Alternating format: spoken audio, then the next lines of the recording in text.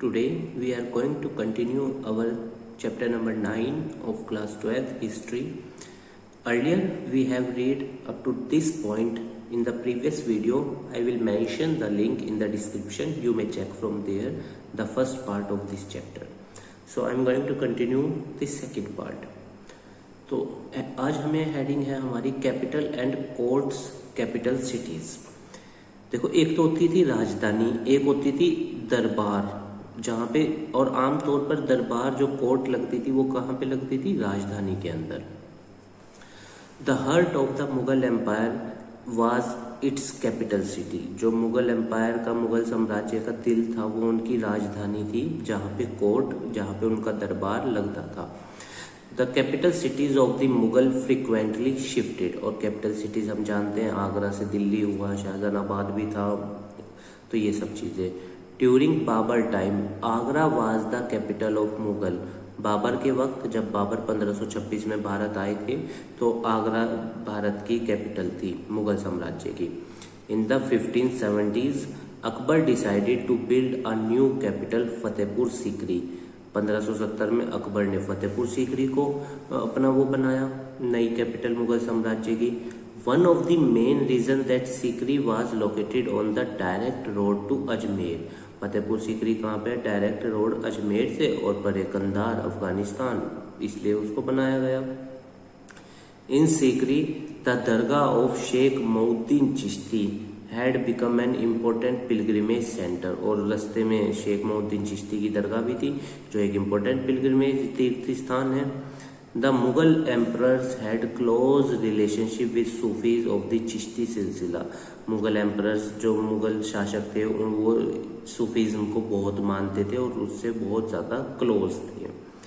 Akbar order, Sufism में abstract God की भक्ति होती है। Akbar ordered the construction of a white marble tomb.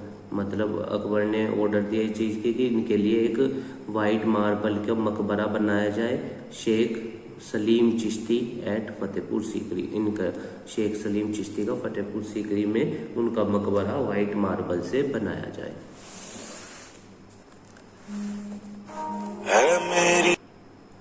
In 1585 the capital was transferred to Lahore. अब देखो, पहले अकबर ने कैपिटल किसको बनाया? फतेहपुर सीकरी को। अब ट्रांसफर किस में कर दिया? लाहौर में, 13 साल बाद। ठीक है ना। Shah Jahan accumulated enough money to enjoy his passion for building. उधर शाहजहां ने बहुत पैसा इकट्ठा कर लिया था, क्योंकि उनको बिल्डिंग्स बनवाने का बहुत शौक था। इन 1648 द न्यू कैपिटल, अब शाहजहानाबाद नई कैपिटल बन गई, जिसको दिल्ली कहा जाता है, ड्यूरिंग शाहजहां टाइम। तो देखो, पहले आगरा, फिर फतेहपुर सीकरी, फिर हमारा ये लाहौर, उसके बाद Shahjahanabad. The red fort, the Jama Masjid, Chandni Chowk, Taj Mahal was built. और ये सब किसने बनवाए? शाहजहां ने। The Mughal court. अच्छा, कंपटीशन में एक क्वेश्चन पूछता है हुमायूं की टॉम्ब कहाँ पे है, तो याद रखना दिल्ली में है। द मुगल कोर्ट, मुगलों का दरबार। Centre piece of the Mughal court was the throne, the takht. जो दरबार होता था, बीच में उसके क्या रखा होता था? तख्त, जिसपे मुगल राजा बैठता था। It was seen a pillar pictured as the support of the earth. और इसको इस तरह देखा जाता था कि ये धरती का क्या है? सपोर्ट है। मतलब राजा है तो सब कुछ अच्छा है। इन कोर्ट स्टेटस व डिटरमाइंड बाय सिटिंग अरेंजमेंट। और जो जिस हिसाब से बैठता था उसका स्टेटस उसी हिसाब से वहाँ पे जज किया जाता था। कहने का मतलब है, जो राजा के जज सबसे नज़दीक वो बड़े स्टेटस वाले, जो थोड़े दूर फिर इस तरह। क्योंकि आमतौर पर हमने देखा है सभाएं इस तरह लगती थी ना, यहाँ पे मंत्री बैठे हैं, यहाँ पे बैठे हैं, और जो राजा है वो यहाँ बैठा होता था। Once the emperor sat on the throne, no one was permitted to move from his position. एक बार राजा का तख्त पे बैठने के बाद कोई भी अपनी जगह से नहीं हिल सकता या जा सकता था। Manners and way of speak were important in the court. और मतलब मैनर्स और बोलने का तरीका बहुत ज़्यादा महत्वपूर्ण रखता था, महत्वता रखता था दरबार में।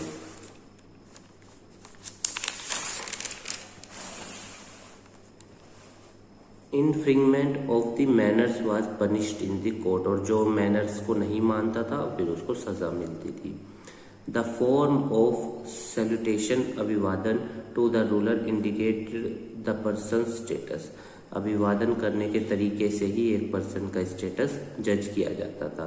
जो बहुत ही ज़्यादा मतलब अच्छे तरीके से अभिवादन करता था, डीपर प्रोस्ट्रेशन, दंडवत अवस्था, दंडवत प्रणाम कहते हैं ना, जमीन पर लेट जाते हैं पूरे, रिप्रेजेंटेड हायर स्टेटस, उस व्यक्ति का हायर स्टेटस होता था जो डीपर प्रोस्ट्रेशन करता था। द हाईएस्ट फॉर्म वाज सिजदा और कंप्लीट प्रोस्ट्रेशन, और सबसे बड़ा तरीका क्या था, सिजदा था या फिर कंप्लीट पूर्ण रूप से प्रोस्ट्रेशन करना, दंडवत अवस्था में प्रणाम करना। At the time of Shah Jahan these rituals were replaced with चार, तस्लीम एंड जमीन बोस, किसिंग द ग्राउंड। जहां से राजा गुजर रहे हैं उसको ग्राउंड को किस करना। अब ये भी एक अभिवादन का तरीका है।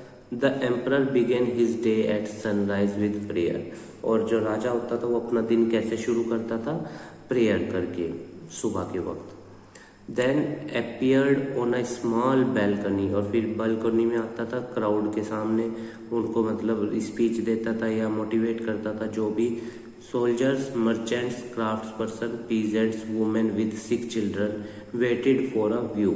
इसको क्या कहते थे, दर्शन ऑफ द एम्परर, राजा के दर्शन। झरोका दर्शन भी एक प्रथा थी, वो बोला जाता था इसको।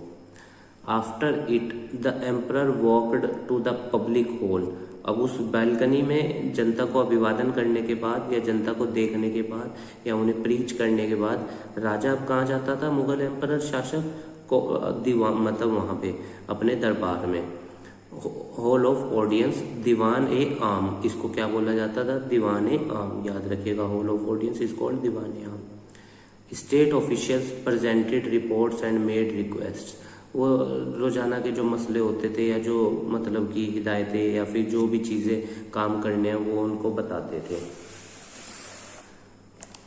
2 hours later the emperor was in the Diwan-i Khas. दीवाने आम के बाद 2 घंटे बाद वो दीवाने खास में जाते थे, to hold private audience and discuss confidential matter, ताकि वो वहाँ पे क्या कर सके। अब खास शब्द जुड़ रहा है तो इम्पोर्टेंट मैटर्स ही डिस्कस होंगे। High ministers of state placed their petition and tax officials presented their accounts, और जो भी जितने ऑफिशियल्स होते थे, जितने भी उनके ऑफिसर्स होते थे, वो सब अपनी नीड्स को या अपनी चेंजेस को, सजेशंस को राजा को बताते थे दीवाने खास में। On special occasion such as Eid, Shab Barat and Holi. Shab Barat is just like our festival Diwali, जैसे हम दिवाली पे पटाखे छोड़ते हैं इसी तरह ये भी शब बारात में पटाखे जलाते हैं या चलाते हैं।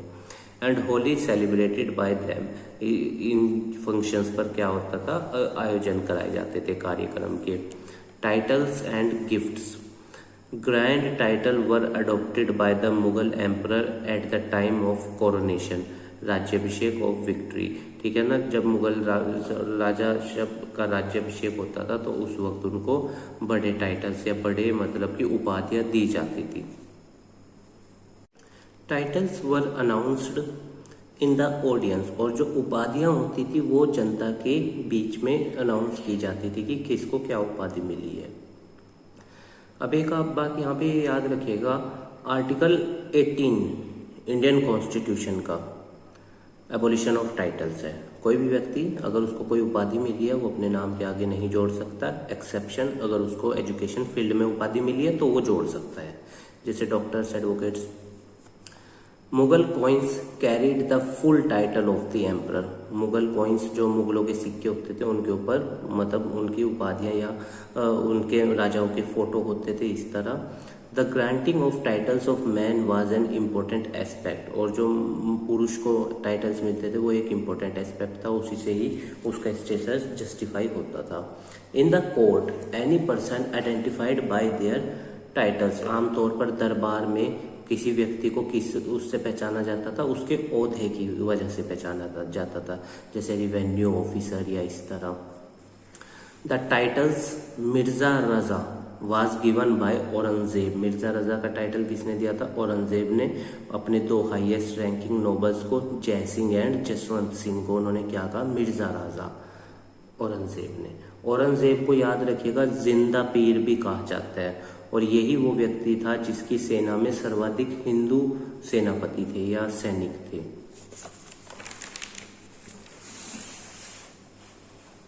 टाइटल्स कुड बी अर्नड और पेड फॉर। टाइटल्स, उपाधियां जो होती थी वो कमाई जाती थी मेहनत से। Garment worn by the emperor khilat awards, और आम जो ये पॉइंट इतना रिलेवेंट नहीं है। Jewelled ornament were often given as gift, और जब भी कोई मतलब कि राजा का ऑफिसर अच्छा काम करता था तो राजा उसको क्या देता था? हीरे जवाहरात या गिफ्ट्स दे देता था। द इम्पीरियल हाउस होल्ड, ठीक है ना, शाही जो हाउस होल्ड है, अब हम उसके बारे में पढ़ेंगे। द टर्म हरम, हरम बोला जाता था जो शाही लोगों को रहने की जगह थी। Is refer to domestic world of the Mughals, जैसे महाराज अपने हरम में है, यानी अपने कमरे में है या अपने आरामगाह में है। It originates from Persian word हरम मीनिंग अ स्केयर्ड प्लेस, ठीक है ना। ये मतलब कि क्या है? एक तरह का अलग जगह होती है जहाँ पे राजा क्या करते हैं? आराम करते हैं या उनका परिवार रहता है। Mughal household consisted of the emperor's wives, his near, उनके रिश्तेदार या नज़दीकी लोग, रिलेटिव्स एंड फीमेल्स, उनके घर में ये लोग रहते थे। Polygamy was practised specially among the ruling group, जो राजा होता था वो कई शादियां करता था। Both for the Rajput and the Mughals marriage was a way to make strong relationship and alliance. Marriage राजपूतों और मुगलों के लिए क्या था? एक जरिया था जिसके जरिए वो क्या करते थे? अपनी रिलेशनशिप को स्ट्रॉन्ग करते थे, अपने गठबंधन को स्ट्रॉन्ग करते थे। The gift of territory was often given by the gift of a daughter in a marriage. आमतौर पे जैसे रियासतें या इतने जमीनें अपनी, किसी कोई राजा अपनी बेटी की शादी कर रहा है तो उसको देता था, ठीक है ना, गिफ्ट के तौर पे।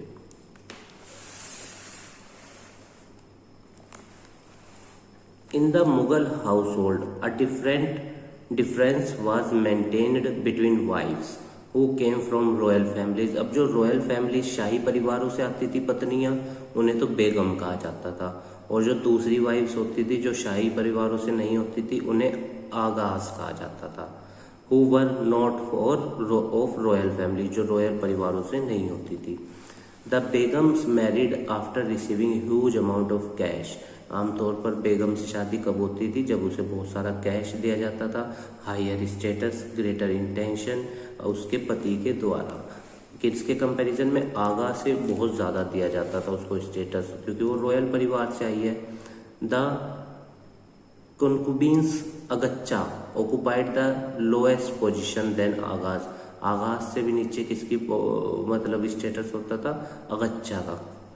दे ऑल रिसीव्ड मंथली अलाउंस, इन सबको मंथली अलाउंस मिलते थे, महीने की तनख्वाह, cash, gifts according to their status के हिसाब से। Many male and female slaves worked in the Mughal household, पुरुष और महिलाएं नौकर दास उनके मतलब महल में या उनके घरों में काम करती थी। The task they performed varied from skills, tactics and intelligence, हर किसी की अलग अलग जिम्मेदारियां थी। After Nurjahan, Mughal queen and prince began to control significant financial resources, और जब नूरजहां और प्रिंस ने अपने हाथ में फाइनेंशियल रिसोर्सेज को एक मतलब कंट्रोल करना शुरू किया तो फिर जिम्मेदारियों को बांटा गया और हर व्यक्ति की अलग जिम्मेदारी थी और अकाउंटेबिलिटी और रेस्पॉन्सिबिलिटी भी अलग अलग थी। Shahjahan, daughter Jahanara and Roshanara enjoyed the annual income, इन दोनों को सैलरी मिलती थी सालाना। Women of the Mughal had given right to build building and garden, और देखो यहाँ पे फेमिनिज्म और इक्वलिटी को प्रमोट कर रहा है, ये बढ़िया बात है, वुमेन्स को भी आगे बढ़ाया जा रहा है। वुमेन्स ऑफ द मुगल, जो मुगलों की महिलाएं होती थी उनको अधिकार थे बिल्डिंग्स, गार्डन्स या ये सब बनवाने के जो वो चाहती हैं बनवाना। Jahan Ara participated in the project of Shahjahanabad, उन्होंने दिल्ली के प्रोजेक्ट में भी पार्टिसिपेट किया। गार्डन, बाजार ऑफ चांदनी चौक, ये सब डेवलप करने में उन्होंने भी योगदान दिया। An interesting book domestic world of the Mughal is the Humayunnama. याद रखना, हुमायूंनामा किसने लिखा? गुलबदन बेगम ने। और गुलबदन बेगम बेटी किसकी थी? बाबर की थी। ये भी आप याद रखना, she was daughter of Babur. The imperial official recruitment. अब जो शाही मतलब कि ऑफिसर्स होते थे वो रखे कैसे जाते थे या रैंक्स कैसे डिस्ट्रीब्यूट की जाती थी? One important pillar of the Mughal state was its course of officer, मतलब ऑफिसर्स का दल। Also referred as the nobility, अभिजातीय वर्ग। नोबिलिटी मतलब जिन्हें समाज में बहुत बड़ा स्टेटस प्रदान हो, वो सुपीरियर हो। तो देखो, एक साम्राज्य या एक देश कोई भी है, उसको कौन चीज चलाती है? ऑफिसर्स ही तो चलाते हैं।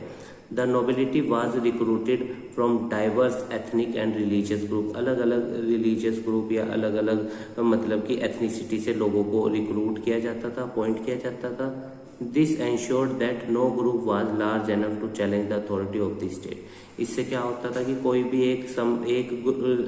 एक समाज के ग्रुप के लोगों को ही नहीं भरा गया, जिससे लोगों फिर दूसरे समाज के ग्रुप के लोग डिससेटिस्फाई हो जाते कि देखो उनको ही प्रेफरेंस दे रहे हैं, तो वो चीज़।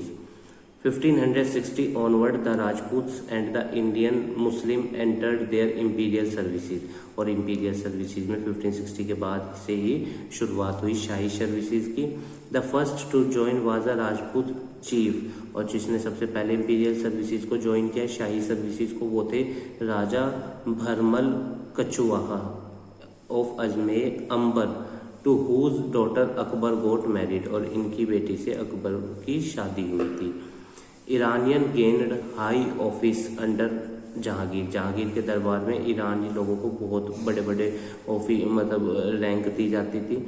और याद रखना, जहांगीर को पेंटिंग्स बहुत पसंद थी। इनके समय में एक फेमस पेंटर होता था मसूर, और जहांगीर ने ये तक कहा था जो चित्रकला का दुश्मन है वो मेरा दुश्मन है। Aurangzeb appointed Rajput to high position. Aurangzeb Rajput को हाई पोजीशन पे अपॉइंट करता था।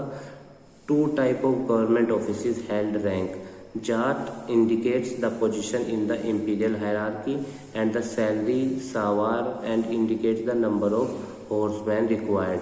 क्या इन चीज़ों से जस्टिफाई किया जाता था किस व्यक्ति की क्या रैंक है और उसको कितनी सैलरी या कितने मतलब कि गार्ड्स, प्रोटेक्टर्स या फिर हॉर्स उसके पास होंगे। The noble participated in military campaigns and also served as officers। जो नोबल शाही लोग होते थे वो मिलिट्री में भी हिस्सा लेते थे और ऑफिसर्स के रूप में भी सेवाएं देते थे। Each military commander recruited the cavalry and trained with the striking arm। आमतौर पर घुड़सवारों को या इन सबको ट्रेंड लोगों को मतलब मिलिट्री कमांडर अपनी मिलिट्री में रिक्रूट करता था। अगर लड़ना हो तो फिर ट्रेन लोग ही तो चाहिए होंगे। The trooper maintained superior horse by the imperial mark, ठीक है ना। और जो ट्रूपर्स होते थे उनको सुपीरियर हॉर्स शाही घोड़े दिए जाते थे, तेज हवा मतलब तेज दौड़ने वाले घोड़े दिए जाते थे जिन पे शाही मोहर लगी होती थी। The emperor personally checked in rank titles and official posting for all except the lowest rank officer. शाही लोगों, शाही ऑफिसर्स की सबकी रिपोर्ट या उनके अकाउंटेबिलिटी, रेस्पॉन्सिबिलिटी सब कौन कंट्रोल करता था? राजा खुद से चेक करते थे इस चीज को। There were two important ministers. The Diwan-i Ala, जिसे फाइनेंस मिनिस्टर कहा जाता था, इसको याद रखिएगा, फाइनेंस मिनिस्टर को दीवाने आला बोला जाता था। And Sadr us Sudur minister of grant in charge of appointing local जज, या फिर जो काजीज को रिक्रूट करता था उसे क्या कहा जाता था? Sadr us Sudur. They were advisory body and independent of each other. और ये एक दूसरे से स्वतंत्र होते थे। सदर आला भी, दीवाने आला भी और सदर उस सुदूर भी एक दूसरे के मतलब कि ये नहीं कि एक दूसरे के कामों में दखल देते थे।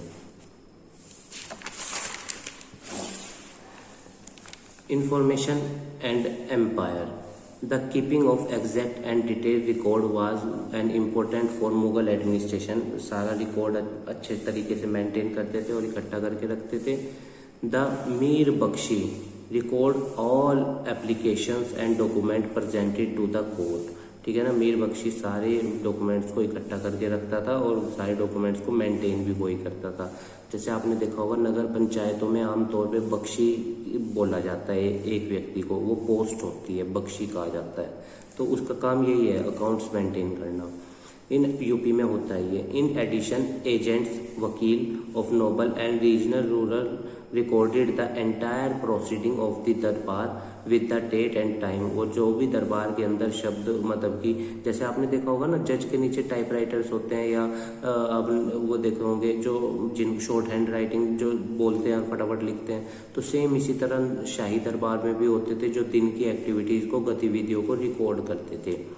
The akhbarat contain the kind of information such as attendance at the court, grant of office and title etc. अखबारात के अंदर सारी चीज़ें बताई गई हैं कि अटेंडेंस कैसे लगती थी, या फिर ऑफिसर्स को मतलब कि पैसा कैसे दिया जाता था, टाइटल्स कैसे बांटे जाते थे, वो चीज़ें। This information is important for writing the history of Kings and nobles. अब ये सब जानकारियां तो जरूरी पर होती थी, किस लिए, अगर इतिहास लिखा जाता था राजाओं का या उन सब का। और फिर इनसे हमें ये भी पता चलता है कि उस समय की घटनाएं क्या थी। News reports and important official documents travelled across the region under Mughal rule by imperial post. ठीक है। Foot runners carried paper rolled up in bamboo containers run all day. Foot runners वो होते थे जैसे जो संदेश लेके जाते थे या फिर कहीं पे पैगाम पहुंचाते थे जो लोग, वो लोग। Beyond the centre provincial administration. अब ये तो सेंटर तो हो जाता है केंद्र, प्रोविंशियल का मतलब राज्यों में एडमिनिस्ट्रेटिव व्यवस्था कैसी थी। The division of function established at the centre was same in the province. राज्यों में भी ऐसी व्यवस्था थी सूबों में जैसी केंद्र में थी। Here also minister had there corresponding subordinate. Ministers के यहाँ पे भी सबॉर्डिनेट्स होते थे जिनको दीवान बोला जाता था, जो मिनिस्टर्स के लिए मतलब सर्विसेज देते थे उनको। The head of the provincial administration was the governor. और जो हेड होता था राज्य की एडमिनिस्ट्रेशन का, वो कौन होता था, गवर्नर। आज भी आप देख लो इंडिया में राज्य का संवैधानिक प्रमुख कौन होता है, गवर्नर ही होता है। और देश का संवैधानिक प्रमुख हमारे यहाँ राष्ट्रपति जी हैं। They reported directly to the emperor. और ये किसको रिपोर्ट करते थे डायरेक्टली, गवर्नर्स एम्परर को बताते थे, सारी जानकारियां देते थे। ईच सूबा वाज डिवाइडेड इनटू सरकार्स। हर सूबे के अंदर क्या थी, सरकार्स थी। The local administration was looked of at the level of Pargana. और जो लोकल एडमिनिस्ट्रेशन होते थे वो जिलों में, जैसे हमारे यहाँ जिलों में ये होते हैं ना डिस्ट्रिक्ट मजिस्ट्रेट होते हैं, सेम इसी तरह परगना बनाए जाते थे, 3 ऑफिसर्स होते थे। द कानूनोगो की जिम्मेदारी क्या, ये आज भी पोस्ट होती है उत्तर प्रदेश में, वो रिवेन्यू रिकॉर्ड मेंटेन करता था। द चौधरी वो टैक्स या रिवेन्यू इकट्ठा करता था। और काजी का काम था एज अ जुडिशरी के रूप में काम करता था। Each department of administration maintained a large support of staff. और हर डिपार्टमेंट के अंदर बहुत सारे clerks, accountants, auditors, messengers etc ये सब रिक्रूट हुए होते थे ताकि सही से सारी व्यवस्था या रिकॉर्ड मेंटेन करा जा सके। The Mughal historian showed the emperor and his court as controlling the entire administrative and the village level. और मुगल इतिहासकार इस चीज़ को कैसे दर्शाते थे कि मुगलों का कंट्रोल हर एडमिनिस्ट्रेटिव व्यवस्था में था, गांव में हो, चाहे सूबे में हो, चाहे हमारा सब डिस्ट्रिक्ट में हो, परगना में हो। Beyond the frontiers, writers of the chronic listed many titles assumed by the Mughal emperors. Writers ने यह भी बताया है कि बहुत सारे टाइटल्स थे जो मुगल एम्परर क्या करते थे, एज्यूम्ड करते थे। Shahenshah, king of kings, Jahangir, world seizer, Shah Jahan, पूरे दुनिया का राजा, इस तरह के टाइटल्स अपने नाम के आगे लिखते थे। The writer often used these titles, आमतौर पर राजा इन्हें यूज करते थे टाइटल्स को, meaning to repeat the claims of the Mughal emperor on the territories, ताकि वो अपने हक को या अपनी पावर्स को जता सके। द सफाविद्स एंड द कंधार्स, अब देखो अगर जिसका कंधार पे कब्जा होगा उसका मिडिल ईस्ट में पूरे पे कब्जा होगा। The people who wanted to come in India Hindu Kush mountain से क्रॉस करके उन्हें आना पड़ता था भारत। सो दैट मुगल्स वांटेड, तो मुगल इस पे कंट्रोल करना चाहते थे काबुल एंड कंधार पे फॉर देयर सेफ्टी, क्योंकि इन पे कब्जा हो गया तो मतलब मुगल साम्राज्य स्ट्रॉन्ग हो जाएगा। Kandahar was the main problem of the first between Safavids and the Mughals के बीच में पहली प्रॉब्लम यही थी, इसी पे लड़ाई हुई। Safavids made diplomatic relation with the Mughal but it continue to get claimed to the Kandahar. Diplomatic relation तो बनाए सफाविद्स ने मुगलों के साथ, पर वो चाहते थे, सफाविद्स चाहते थे कि कंधार पे उन्हीं का कंट्रोल रहे। Initially Kandahar was under the control of Humayun, शुरुआत में किसके कंट्रोल में था कंधार? हुमायूं के। In 1595 it was again conquered by Akbar, 1595 में अकबर ने उस पर कब्जा कर लिया। 1622 में पर्शियन आर्मी बेजिगाइड डेरा डाल लिया वहाँ पे Kandahar and Mughal did not prepare for war, और मुगल उस वक्त तैयार नहीं थे लड़ाई के लिए। They had to surrender the fortness and the city to the Safavid, तो सफाविद्स को फाइनली उन्होंने कंधार दे दिया था, कंधार पे कब्जा सफाविद्स का हो गया था। The Ottoman pilgrimage and trade, merchants and pilgrimage were generally go into the Ottoman territories. Ottoman empire, इसको हिंदी में बोलते हैं उस्मानिया सल्तनत, ठीक है ना। Austrian empire, Hungary empire, Habsburg, आपकी 10th क्लास की हिस्ट्री की बुक में आपने देखा ही होगा। ओटोमन एम्पायर, ये सब उसमें मेंशन थे। अगर ओटोमन एम्पायर की हिस्ट्री जाननी है आपको तो अर्तुगरुल गाजी शो है, उस्मानिया सल्तनत के बारे में उसमें सारा बताया गया है, यूट्यूब पे आप देख सकते हैं। Ottoman Arab important pilgrimage centre of Mecca and Medina were located. अब अच्छा, ये ओटोमन अरब वाले की बात कर रहा है, पर अगर आप ओटोमन सल्तनत की बात करेंगे तो वो ऑस्ट्रियन हंगरियन इस तरफ है, ठीक है ना, यूरोप की तरफ। ये ओटोमन किसको बोल रहा है? अरब वाले रीजन को। The Mughal emperor usually combined religion and commerce by exporting valuable product from Red Sea port, और सी पोर्ट के जरिए, बंदरगाहों के जरिए वो इम्पोर्टेंट मटेरियल्स को दूसरे देशों में एक्सपोर्ट करते थे और धन कमाते थे। Profit distributed among shrines and religious man there, और मुनाफा धार्मिक लोगों के बीच में या जो इम्पोर्टेंट जहाँ पे वर्शिप प्लेस होती थी वहाँ पे बांट किया जाता था। Jesuit at the Mughal court, Jesuit account are the oldest of the Mughal court record, European writers ने इनको लिखा था। The discovery of a direct sea route, हमें पता है direct sea route Vasco da Gama 1498 में पोर्टुगल से आया था, जिसने डायरेक्ट सी रूट की खोज करी थी, और 1510 में अल्फांसो दी अबुलकर्क ने पोर्टुगल साम्राज्य इंडिया के अंदर स्थापित किया था, और वास्को डी गामा कालीकट में आया था, गोवा के अंदर, याद रखिएगा। The Portuguese king was interested in the propagation of Christianity with the help of Society of Jesus, जो जीसस लोगों की सोसाइटी होती थी उस मतलब कि पोर्टुगल साम्राज्य क्या चाहता था, पोर्टुगल राजा कि वो क्रिश्चियनिटी को फैलाए, और जो जीसस लोगों की, जीसस की मतलब जो फॉलोवर्स होते थे या जो चर्च के मिशनरीज होते थे उनको जेसूट बोला जाता था। Akbar was curious to know about Christianity, Akbar को मतलब कि क्रिश्चियनिटी के बारे में जानने के लिए वो बहुत उत्तेजित थे। उन्होंने जेसूट प्राइस को गोवा बुलाया। The Jesuit reached the Mughal court at the Fatehpur Sikri, 1580 में वो वहाँ पहुंचे और 2 साल तक वहीं रहे चर्च के लोग। The Jesuit spoke to Akbar about Christianity and debated on ulema, और उन्होंने क्रिश्चियनिटी पे चर्चा की और उलेमा के जो कंजर्वेटिव सोच थी उस पर क्वेश्चंस उठाए। Sitting of Jesuits praised were close to the Akbar's throne, और जो जहाँ पे अकबर ये जेसूट लोग बैठते थे वो राजा के तख्त के नज़दीक होती थी वो जगह, मतलब इन लोगों को बहुत ज़्यादा हाई स्टेटस दिया जाता था। Questioning formal religion, the high respect shown by Akbar toward the member of the Jesuit impressed them deeply, इससे वो बहुत खुश हुए कि भाई अकबर ने तो हमारी बहुत रेस्पेक्ट की है। Akbar search for religious knowledge lead to the debate in the Ibadat Khana at Fatehpur Sikri among learned Muslim, Hindu, Jains and Parsis and Christians, इन सब के बीच में चर्चाएं शुरू हुई इबादत खाना के अंदर कि भाई देखो क्या होता है, आमतौर पे हर रिलीजन का मोटो एक ही है, peace and the oneness of the God, उस गॉड की वर्शिप, पर कई बार डिफरेंसेस होते हैं वे ऑफ प्रैक्टिसिंग में। तो फिर हालांकि इंडियन कॉन्स्टिट्यूशन के हिसाब से आर्टिकल 25 से 28 तक we all are free to promote to practise our religion, पर मैं उस वक्त की बात बता रहा हूँ। तो कहीं पे थोड़े बहुत डिफरेंसेस होते हैं लोगों में या प्रैक्टिसेस में, तो वो उन पे चर्चा करना ताकि कन्फ्लिक्ट्स को दूर किया जा सके। Akbar asked question to get the information about religious principle from the scholars of different religion and sect। वो अलग अलग स्कॉलर्स या अलग अलग समाज के ग्रुप के लोगों से जानकारी इकट्ठा करते थे रिलीजियस चीज़ पे। देखो ये बढ़िया बात है दूसरे के रिलीजन को समझना।